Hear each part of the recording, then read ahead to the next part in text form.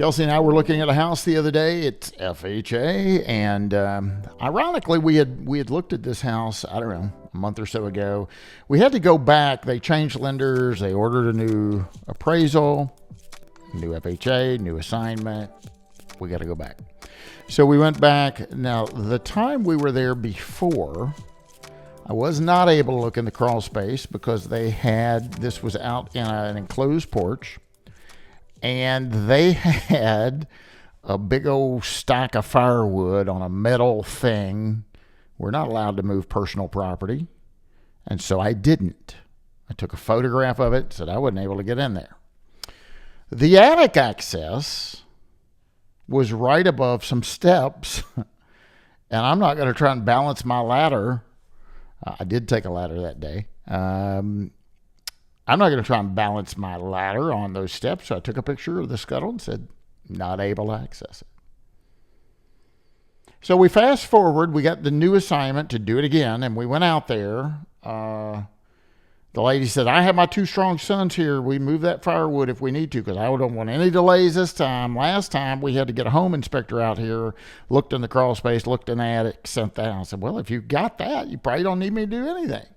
She said, yeah, but I don't, just if you need to get up there and look. And I said, well, they just amended their policy that I don't have to take a photo. And I looked right over at Kelsey and said, but that doesn't negate our responsibility to look up there. We still got to look unless it's not accessible. But she was just now telling me, hey, we're making it accessible for you. And so sure enough, she got the big boys out there moving the firewood, got the access panel to the crawl space open. I looked in there, put my head in there, shoulders in there, took some pictures.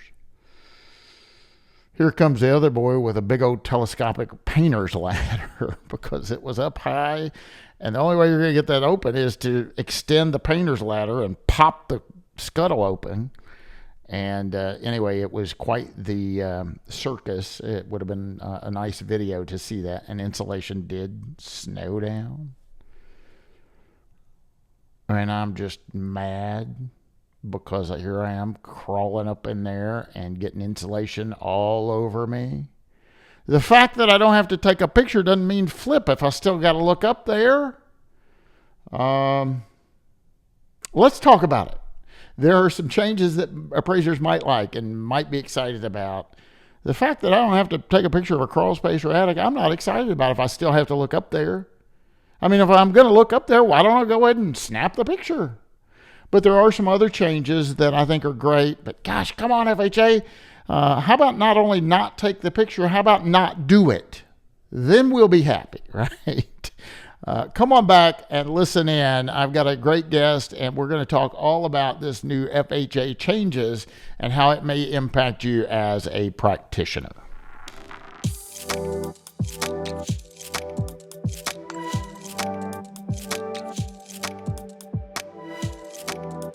Hi, this is Bryan Reynolds. You're listening to the Appraisal Update Podcast, brought to you as always by the great folks over at Appraiser eLearning. You need some education? Check us out at appraiserelearning.com. And I'm sorry for not paying attention. I'm actually setting my little timer here because this guest and I could talk for the next couple of days. So I want to put a little timer on here. Mr. John Dingeman, welcome to the program again. How are you, my friend? I'm good, Bryan. How are you? I've got us on a timer, and I'm not counting what I've already talked about. So, John, just in the event somebody watching or listening, as it may be, doesn't know who John Dingeman is, would you please just give a little introduction of yourself to my audience? I am the chief appraiser at Class Valuation. I'm a certified residential appraiser in my home state of California, original state of Arizona, and 10 other states, and registered property tax agent. Educator like you are, Bryan. So I think more importantly, FHA is near and dear to me. And having served the National Association of Appraisers and on the ad hoc committee, kind of providing feedback to FHA, I've continued to do that in this endeavor too. Yeah, you've done a lot, and we appreciate that. Positive impacts for appraisers is great, right? I mean, it helps us helps us do our job more effectively and efficiently, and hopefully we can get some changes where we won't have insulation, falling on our head anymore. It was interesting when the crawl space. You heard my intro. It was interesting when the young boy got the crawl space access open, which I kind of had to coach him through it. There was a big thing of insulation stuck in that opening, and the mom's like, "Don't touch that." I just looked at her thinking, well, you want me to touch it? And so she's like, you got any gloves? And one of the other little boys brought over the gloves. And I said, don't eat it. I said, it's not going to might make you a little itchy, So he got a glove on it. And I'm like, well, what about me, Mom? When I look up in the attic and the stuff just snows all over me, nobody cares about me, for crying out loud. But we're going to get into this. One of the things that they've changed, and we'll kind of cover the changes, John, if we've got time to do that real quick, just so appraisers know. But one of the changes are, that you can use an MLS photo. FHA has historically said, no, you as the appraiser have to take the photograph.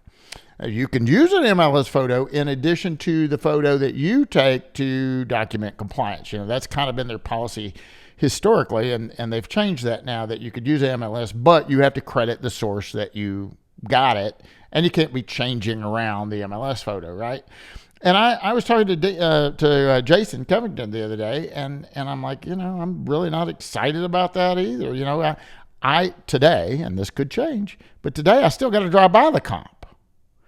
And then I said, I guess under certain circumstances, I've driven down highways with well-traveled, a lot of traffic. And generally I take a picture and all you see is trees anyway.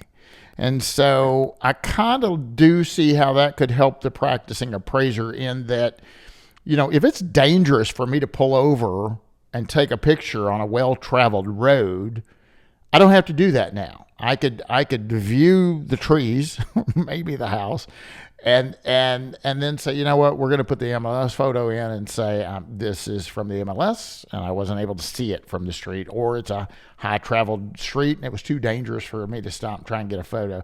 So I could see where that could be beneficial to appraisers. But why don't we do this just real quickly so we do get them all in. First, just if you don't mind listing out some of the prominent changes that appraisers have been talking about and might impact the appraiser, and then we'll dial in on a couple of these as time permits. So if you don't mind, why don't you go through kind of the mortgagee letter and hit the highlights of those changes? Sure, Brian.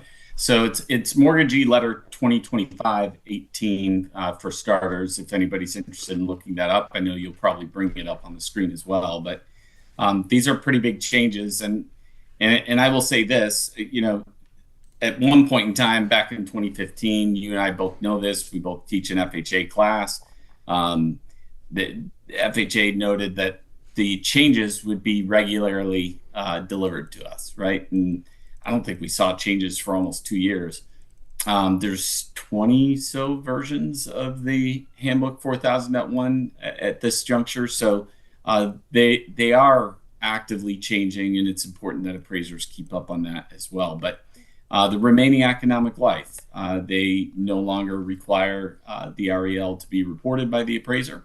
They did that just to be consistent with the GSEs, and we can talk about the other reasons.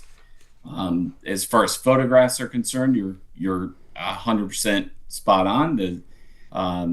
The photos of the comparables can be online or MLS photos if you have access to those. The angled photos of the subject property also no longer required. In fact, the two side photos are no longer required of the subject either. It's the front, rear, and street. In addition, solving your problem with the attic and crawl space, the photo of attic and crawl space are not required either. And then relative to changing markets, this has sort of evolved over the course of the last several years, but changing market, either increasing or declining in values. Appraisers are expected to provide the most relevant and sufficient comparable sales to support their analysis. So the focus again is relevance and analytical from that perspective.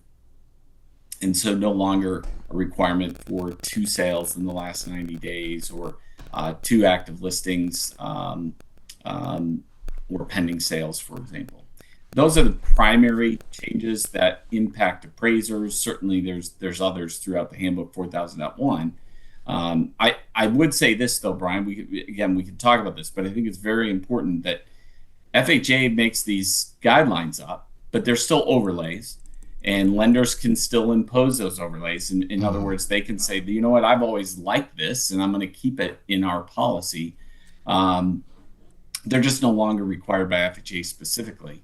And again, the other thing to consider is, while the lender may like the idea of removing these, it does take time for some of them with regards to their own policies, procedures, underwriting guidelines, things of that nature. And so don't just say, I'm not doing it starting today. Yeah. Make sure your lender's okay with you're doing that. Yeah, 100%. You know, what's interesting, and to your point, I think there's a lot of appraisers that can attest to this. When Fannie Mae and Freddie Mac said, you know, we don't care about the 1004 MC form anymore. I mean, we should have always been analyzing what's going on in the market or submarket or neighborhood, whatever you want to call it. And that kind of forced appraisers to do it.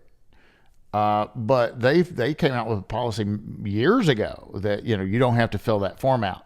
But I still have clients today that still want that market conditions form, right? So, and if that's what the client wants and you agree to do the work with that particular client, then you've agreed to do it. So I get that, but I want to make something very, very clear to my audience, because I think when this first came out, appraisers started, you know, cheers, let's celebrate, you know, let's have a party.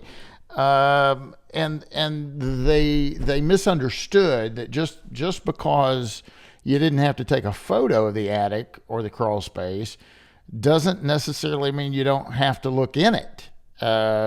So right now, as of today, FHA's policy hasn't changed on that, right, John? It's just that you don't have to take the picture. You still, as long as it's easily accessible, nobody expects you to crawl on your belly like a snake to get under a deck to look in a crawl space, or go over steps and balance your ladder and put scaffolding up to get into an attic.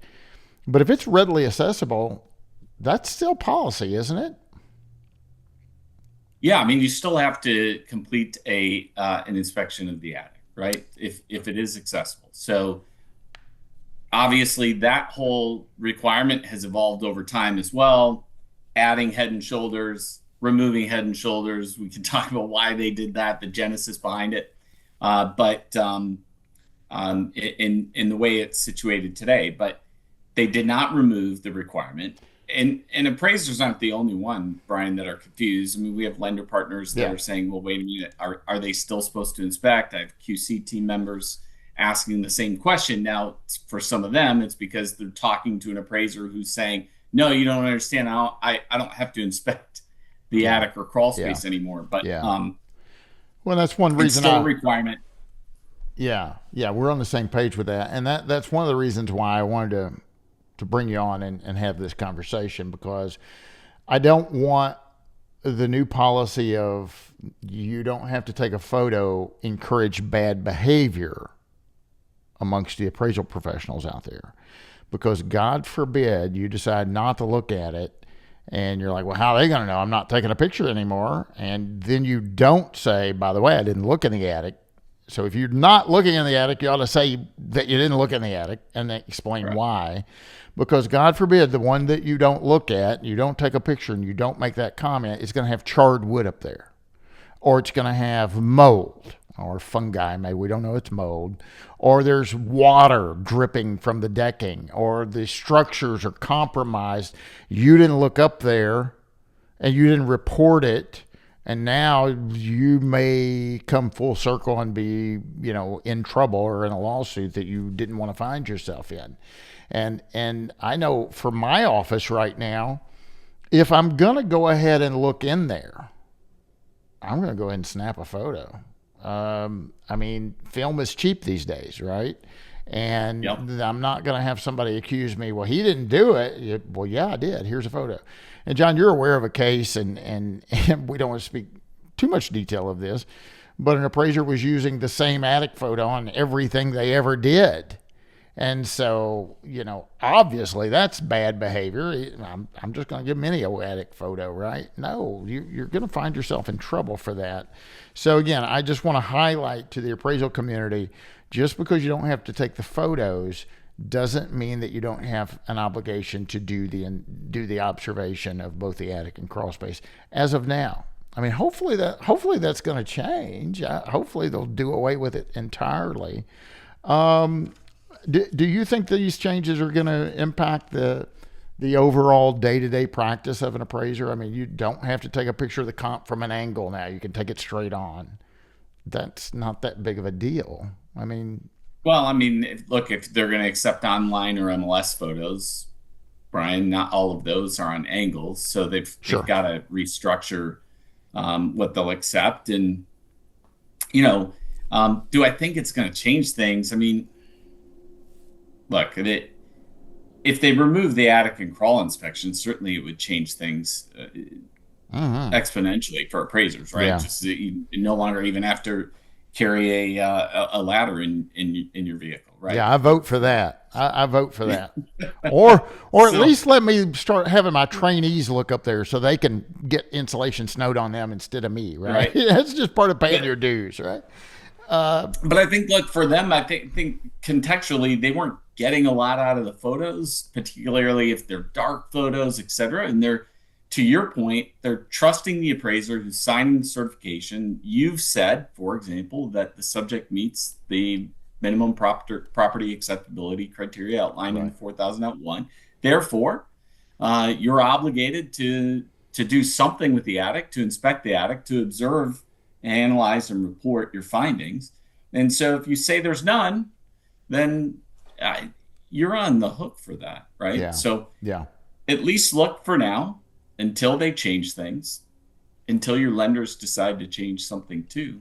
But I would make sure that you're doing it. The other thing is, when we talk about MLS photos, let's also highlight that doesn't change your responsibility to drive by the comp. No. You still have to do that.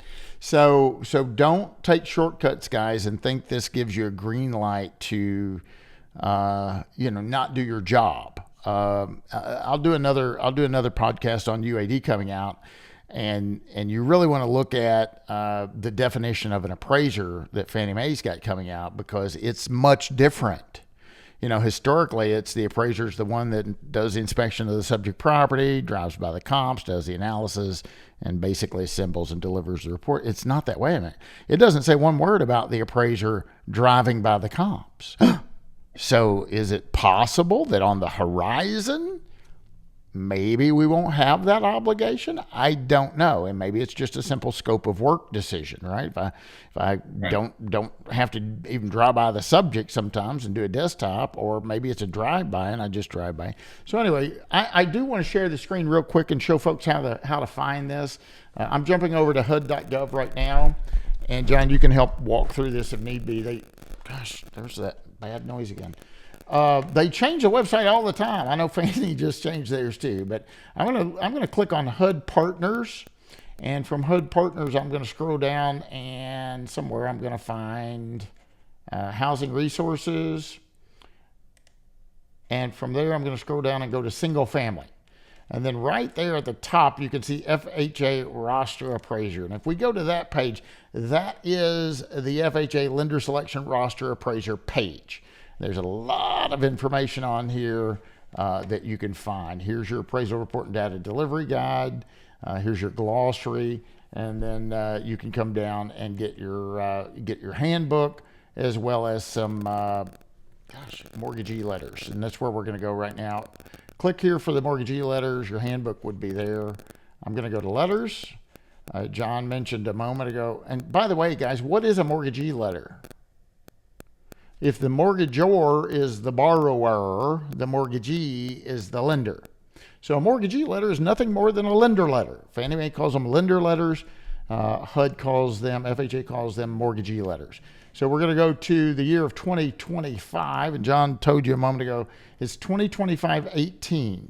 And so you can click on that, and it will pull up the mortgagee letter that references what we were talking about. I'm just going to scroll down here a little bit, John, and you can kind of chime in. This will eventually show up in the HUD handbook, right? Yes. Okay. Yeah, I mean, it takes a minute for them to update that document as well, but the mortgagee letter, I mean, even for an appraiser, its intended audience certainly is the mortgagee, but it's a great resource for the appraiser as well. And the mortgagee letter is great because they highlight, and they'll continue to highlight the new changes in the handbook 4000.1. But the mortgagee letter is also showing you what's redacted. You're not going to see that in the handbook. Right. Good point. Yeah, you're not going to see what was taken out because it's taken out. It's not there anymore. So here you can see effective age. Text was deleted from this section. We're still required to opine effective age. Here's the market conditions that you were referring to a moment ago. And then as I scroll down, we're going to see the redacted part of the changes that were made right about here. There you go. So when you see it highlighted in red and you have a strike through or a line through it, whatever you want to call that, that indicates this is language that is in the HUD handbook that is being taken out. And there's that economic life that John was talking about going away. As we scroll down a little bit more, the photographs, here we are at opposite angles to show all sides. This was the subject property. That was a requirement that has been removed. For new construction, include photographs that depict the subject's grade and drainage. That's gone. Mm-hmm. That's not there anymore. And then when we get to the attic here, attic and crawl space, this is subject interior photo section. Attic and crawl space gone. For 2 to 4 family units, photographs of hallways, foyers, laundry rooms, and other common areas, gone. Here's the comparable sales that we were talking about. Photographs must be taken at an angle. Not anymore. The MLS photos are acceptable to exhibit comparable condition at the time of sale. However, appraisers must include their own photographs as well to document compliance. Not anymore. So now you can use MLS photos. So this is a pretty good mortgagee letter. You guys can pull this up and look at it. There's the remaining economic life that goes away. You can look at all the changes that have taken place. And John, I believe these changes, and I'll go back one here. These changes were immediate, right? It's not like that we've got to wait 30 days or 60 days for this to occur. As far as FHA is concerned, they were effective immediately. Right. But again, they recognize that it's going to take a moment for their lender partners, the mortgagees, to adopt those into policy, assuming that they want to. Right. Yeah, so it's important to know, like John said, it may take a lender or a client to update their policy in those requirements. So, they may still want you to do that. And so be careful. Let me go back. I finally saw what I was looking for. on that FHA roster appraiser page, if you scroll down here at the very bottom, it says subscribe to FHA info announcements. If you subscribe there, and they used to have just an appraiser email chain, and they got rid of that. So if you subscribe to FHA information announcements, you'll be in the know. You'll get an email when they make these changes. Otherwise, yep. I had an appraiser call me just the other day, and he was excited. Hey, I don't know if you've seen all these changes. This bank are great, but all these changes just took place. And he started reading them off, and I'm like, yeah, those happened about a week or so ago. He's like, what? I just found out about it, and I was so excited. And I said, okay, I'm glad you're excited, but let's really examine this. You still got to look at the attic and crawl space. He said, no. He said, it says I don't have to take a photo. I said, yep. It says you don't have to take a photo, but where does it say you don't have to do it? And he's like, yeah. So that's pretty important, Bryan, because the handbook is, as you and I both know, it's policy, right? And so If they say you got to do something in policy, you got to do it. And that is the disconnect that we have when we're calling FHA. And I appreciate the call centers. They go through a script, right? And so depending on how you ask the question, by the way, could result in one answer versus another. But look, it's important to remember what's required. So somebody could tell you something. I mean, look, Lyle and Scott, Fannie and Freddie, every time they get up and speak at a conference, Bryan Barnes from FHA, they remind all of us that even while they're speaking, they direct you back to their selling guides in the handbook, because that is policy, and whatever they say may be wrong or in conflict, and that does not override it. So, or it could change. I mean, by the time this podcast comes out, there could be another change. Well, it's FHA. It's not going to move that fast. Let's be realistic. It's the government, Bryan. Calm down. Just take it easy a little bit. I'm with you. I'm with you. There's some interesting conversations, though, and I know you said we could talk for days, and we have, but there's some interesting comments that are online too. And so, for example, some folks are like, "Hey, look, this is great because the online photos, the MLS photo, the time of the transaction represents the condition of the property." It's one of the reasons why we would have included one of those photos anyways. We drive by the property, we take a picture today, and we're thinking, man, this place has been remodeled. It's a different condition rating than it was when it sold. Nobody's going to believe me, right, when I report it this way. So I'm going to have to document and include that MLS photo. I don't know if you were at the same conference when I asked the audience, the conference attendees, about that same concept. We were talking about FHA, and I pulled up a simple listing. And Bryan, that listing had been canceled 4 times. And those photos had been reused over and over 4 times. Yeah. So that was not the condition of the property at the time of the transaction. It was the condition of the property at the time it was originally listed. And so be careful of some of that, right? Like, it still doesn't relieve you of your obligation to reach out to the agents. So to your point, what's interesting, and when I'm teaching live class, I've had appraisers for years say, "Well, I want to use an MLS photo because it's more indicative of what the property looked like at the time it sold." I said, well, it could be, but stay with me for a minute. What if the subject property was listed January the 5th of 2024 and sold in December of 2024, and you're using it on January the 10th, 2025? Is the MLS photo from 13 months ago more reflective of what it looked like at the time it sold, or if you drove by and took a picture of it from last month, more reflective of what it looked like at the time it sold?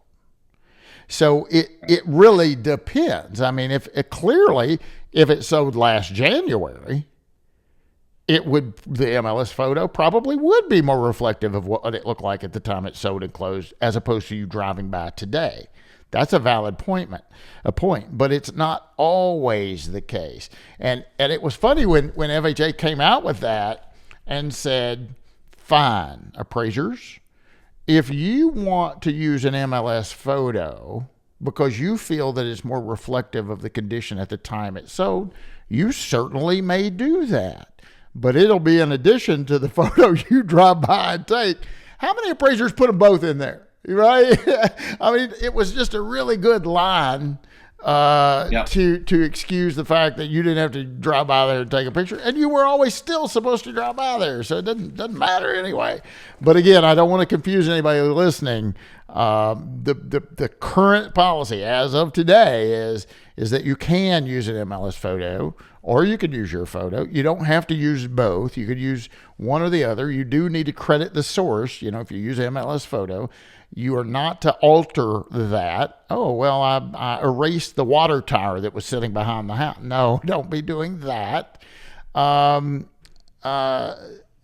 again, the pre-printed form that you're signing, at least right now, says you drove by that comp. So you do have that obligation to drive by.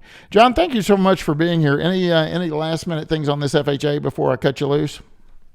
No, I think, look, I appreciate the efforts that FHA is making and the changes, trying to drive consistency, cognitive of the consumer experience as well. And when I say consistency, I think like changing markets is a good example, Bryan. Years ago, they got rid of the requirement when you used a dated sale to move it to positions 4, 5, or 6 or later. Yeah. Well, why did they do that?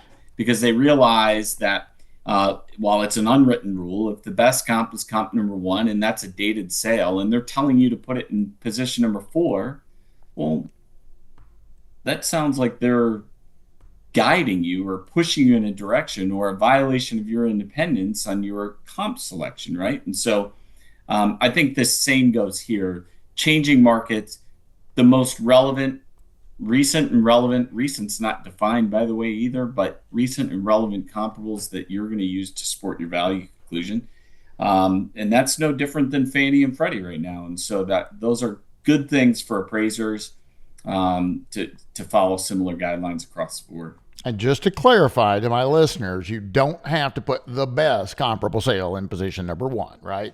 You can save the best for last, put it in the last position, say most weight or all weight given to that sale, right? So there's no requirement for you to put them in some type of order. I sometimes will put them in date of sale. I'll put them in by acreage. I'll put them in order of when I find them. And then when you start really doing that reconciliation is when you start really fine tuning it and finding out, well, this one seems a lot more comparable than that one, so forth. So just for clarity, John, if somebody wants to reach out and say hello to you, 2 things. What's the best way to get in touch with Mr. John? And then secondly, where could somebody see you live, if they're going to be there and want to bump into you and chat with you? Well, let's see. Dingeman at classvaluation.com is my email address. Pretty easy to find anyways. You can do it through social media as well, although I don't check those messaging boards that frequently. I will be at Hitting the High Notes at Valuation Expo. I will not be there for the duration of that event. I will be at the entire Appraisal Summit event in Las Vegas and speaking at that event. And if you happen to be at some lender event as well, like the Reverse Mortgage Lenders annual conference, I'll be there. I think Arrow and a few other events before the end of the year for sure. Yeah, you get out to a bunch of these things. I bump into you often, so I'll see you at several of those venues as well. John, thank you so much for your time and joining us and giving some clarity on these recent FHA policy changes. I certainly appreciate it. Well, thanks for asking me, Bryan, and thank you. Ladies and gentlemen, you've been listening to the Appraisal Update Podcast brought to you by Appraiser eLearning. Yeah, I still haven't gotten out of my office yet, but I'm working on it. Real close to being out. And unfortunately, we probably have 2 moves. Moving into some very nice offices and then probably moving again in March. And boy, you talk about appraisers and individuals who resist change. You try having your office in the same spot for 8 or 9 years and then packing up and leaving. It's a job in of itself. So wish me luck. Until next time, for John Dingeman, I'm your host, Bryan Reynolds. Happy appraising. The Appraisal Update Podcast is brought to you by Appraiser eLearning.